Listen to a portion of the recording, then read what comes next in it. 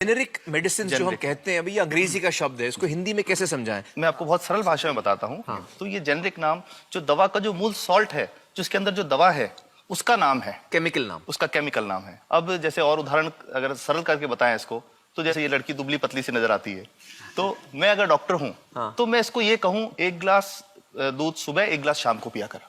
पर चिकित्सा के व्यवसाय में दुर्भाग्य से हमारे देश में ऐसा नहीं हो रहा। हम ये नहीं कहते कि आप भैंस का दूध लेके आइए, हम कहते हैं कि वो रामू की भैंस का दूध लेके आना। यही ब्रांडिंग है। ये जब उसकी दुकान पे जाती है, वो कहता है 500 रुपए लीटर है, लेना है कि नहीं लेना। तो जो 30 रुपए की चीज है वो 500 रुपए में मिलती है। तो अगर मैं डायबिटीज की दवा ले रहा हूँ और अगर मैं ब्रांडेड दवा लेता हूँ तो मुझे कितने की पड़ेगी? जैसे एक 117 रुपए में भी है, 117 रुपए में मिलती है। अब और अगर वही चीज हम उसके जेनेरिक मेडिसिन के नाम से लें तो वो कितने की बनती है? वो मात्र 1 रुपए 95 पैसे में 10 गोली मिलती है।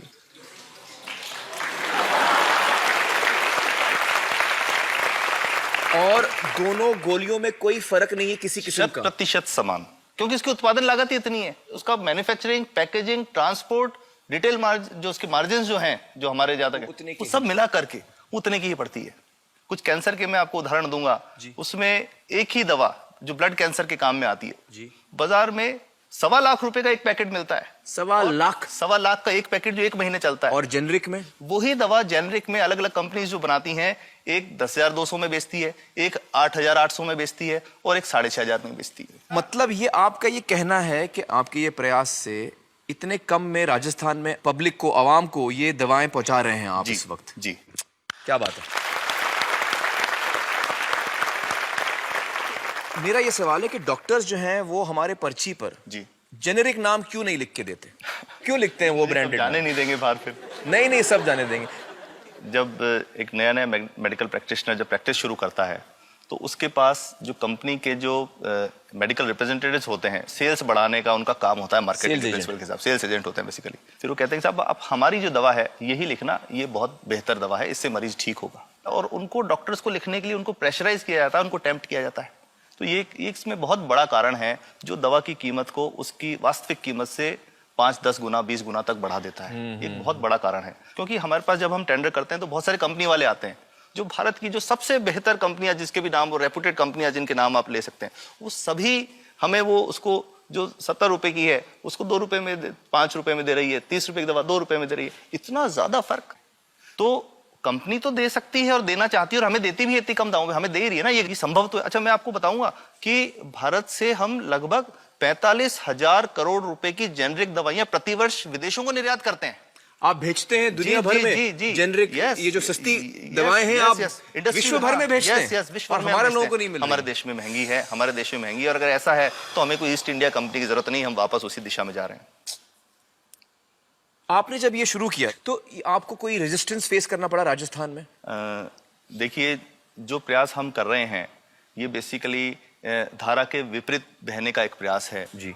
काफी थ्रेट्स भी हैं, क्योंकि इसमें माफियाज भी हैं, ड्रग माफियाज जो ऑपरेट करते हैं। और हम हमेशा ये बात कहते हैं कि हम 100 साल से भी पुरानी शोषण की व्यवस्था को बदलना चाहते हैं, पर हमने हमेशा डॉक्टर्स को दोषी नहीं माना। सारे डॉक्टर्स बुरे नहीं है। 50-60% तो जेन्युइनली वो चाहेंगे कि गरीबों को कम कीमत पे दवा मिल जाए, वो चाहेंगे। और आज भी ऐसे डॉक्टर्स हैं जो अपने घर से सैंपल्स ला करके अपने जेब से पैसे निकाल के मरीज का इलाज कराते हैं। ऐसे डॉक्टर्स आज भी हैं। बिल्कुल सही। तो मैं इनको एक उदाहरण भी बताता हूँ कि कैसे हमारे जो काम वाली थी, उसका बच्चा था छोटा। इंसिडेंटली हम इस समय छुट्टी मनाने कोई बाहर गए। जब हम लौट के आए 10-12 दिन बाद, तो वो लक्ष्मी के साथ उसका छोटा जो बेटा था राजू, वो भी उसके साथ आता था जब, और मेरे बच्चों के साथ खेलता था, मेरे बेटे के साथ खेलता था।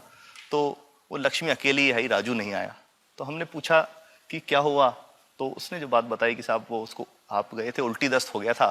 उल्टी दस्त की बीमारी के लिए वो जब दवा लेने गई तो केमिस्ट ने उसको कहा कि इसके तो 400 रुपये लगेंगे। तो उसने कहा साहब मैंने खूब मांगा, मेरे पास 400 रुपये मुझे नहीं थे, और मेरा बच्चा रात को ही उसको दस्त आते रहे, वो खत्म हो गया। और मैं आपको ये कहना चाहता हूँ कि वो जो दवा लिखी थी कि वास्तव कीमत 1.5-2 रुपए ही है, तो वो बच्चे की जान बच सकती थी। 65 वर्ष के बाद भी अगर कोई बच्चा उल्टी दस्त से मर जाए तो मैं नहीं समझता इससे शर्मनाक बात कोई हम लोगों के लिए हो सकती है। और सबसे बड़ी बात कि इसे आसानी से बदला जा सकता है। हमें सबको एक समन्वित, एक संगठित प्रयास करने की जरूरत है। ये तो कुछ भी नहीं है, कोई नई फैक्ट्री खोलनी नहीं, कोई नई दवा नहीं बनानी, ये सब जो गलत चल रहा है इसको रोकना ही तो है। तो दोस्तों, डॉक्टर समित की बातों से हमें यह पता चला है कि दवाइयों का जो कॉस्ट होता है, जो उनको बनाने का खर्च होता है, वो बहुत ही कम होता है और हमें इन कम दामों में ये दवाइयां मिल सकती हैं अगर हमारी राज्य सरकार जेनेरिक मेडिसिन की दुकानें खोले, जैसे राजस्थान सरकार ने किया है और जिसके लिए हम उन्हें सलाम करते हैं। एक बात और, अगर आप एक एनजीओ हैं और आप जेनेरिक मेडिसिन की दुकान खोलना चाहते हैं तो department of chemicals and fertilizers आपको 50,000 रुपए की ग्रांट भी देता है। डॉक्टर समित, आपने बहुत ही बेहतरीन काम किया है और इस बहुत ही अहम मुद्दे पर रोशनी डालकर हमारी आंखें खोल दी हैं और हमारी दुआ यह है कि जो काम आपने राजस्थान में शुरू किया है वो हर राज्य में फैले, देश के कोने कोने में फैले। बहुत बहुत शुक्रिया हमारे साथ बातचीत करने का doctor Samit. Thank you so much.